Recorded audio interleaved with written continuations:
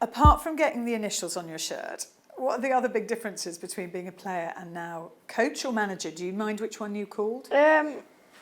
Probably both. You know, there's times when I call myself a head coach, times when I'm a manager, and you have to do both in the women's game.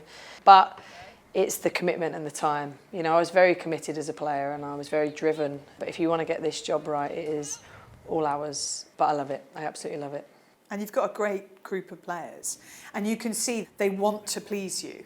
Do you know what? I'm sure I'm an absolute nightmare to play for, but they're a fantastic group. They really are, you know, and they inspire me every day to get up and want to make them better. We're year one. Year two is going to be a different challenge and a lot more difficult. We know that because we're stepping up the leagues, but, you know, I'm really proud of how far they've come in this short space of time. You play forward quickly.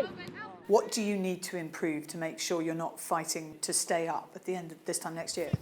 We are at Manchester United, and as much as we have a crawl, walk, jog, run strategy at the club, you know, there is an expectation on us to be able to deliver, and they've already shown they can compete this year. They've beaten West Ham, they've beaten Brighton, they've had a good go against Arsenal and Reading, and obviously beaten Everton and Liverpool as well. So we've had a go, it's just making sure that we can do that consistently now. I've been coaching since I was 17. I've been a head coach for academy teams. I've actually been a player manager as well. So, you know, I feel like I've earned my stripes, so to speak, and this is the next opportunity. And for me, it was the biggest opportunity at one of the best football clubs in the world. Before that, you were as assistant to Phil Neville. What was it like working in the England setup with him? I'd been there for 18 years as a player, and stepping away would have been difficult at that time. So to be able to be part of the staff, especially under a new manager, someone who was exciting, energised, wanted to do something in women's football that was very different, was really exciting for me.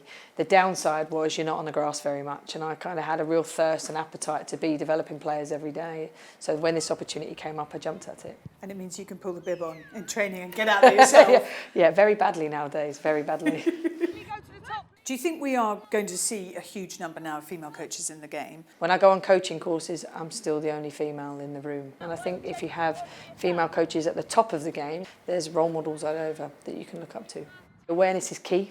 So, you know, shows like this and also the World Cup in the summer, I think that could do huge for audience figures. For both England and Scotland at that World Cup, what do you hope for?